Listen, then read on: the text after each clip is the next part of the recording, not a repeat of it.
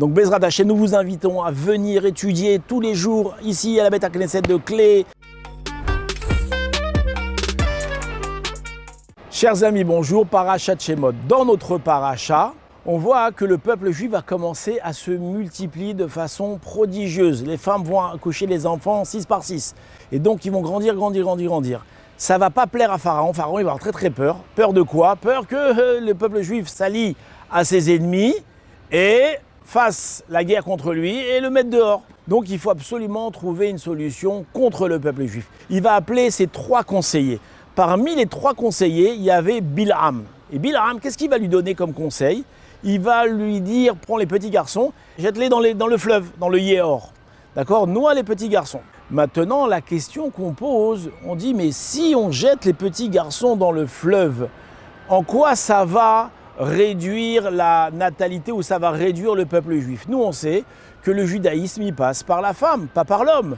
Donc, t'as beau tuer tous les garçons, si les filles restent, eh ben, elles vont continuer à donner des enfants juifs. Alors, à quoi ça sert? Alors, écoutez cette explication extraordinaire. Chazal nous dit que Bilham, c'était qui? Bilham, en réalité, c'était Lavan. Lavan et Bilham, c'est le même personnage. Et Lavan, donc Bilham, qui est Lavan, va dire à Pharaon, et du coup de Pharaon, si tu veux détruire le peuple juif, c'est extrêmement difficile. Moi, j'ai essayé de le faire à plusieurs reprises, j'ai jamais réussi. On ne peut pas détruire le peuple juif. Le peuple juif, il est immortel, il est indestructible. Le seul qui pourrait détruire éventuellement le peuple juif, c'est qui? C'est le bon Dieu. Donc, c'est ce que tu vas faire. On va les assimiler. C'est quoi les assimiler? C'est ce qu'on va faire. On va prendre les garçons, on va les tuer, on va les noyer. Les filles, elles vont grandir et au fil du temps, elles vont devoir se marier. Avec qui elles vont se marier? Elles vont se marier avec des Égyptiens. Elles vont donner des enfants juifs, mais de pères égyptiens. Forcément, le papa, qu'est-ce qu'il va faire? Il va les emmener au temple de l'idolâtrie, il va les emmener au foot, il va les emmener au basket, il va les emmener au cinéma, au théâtre, il va les emmener voir toutes sortes de choses. Et ainsi, il va créer des petits juifs assimilés. Ce qui va mettre en colère Hachem.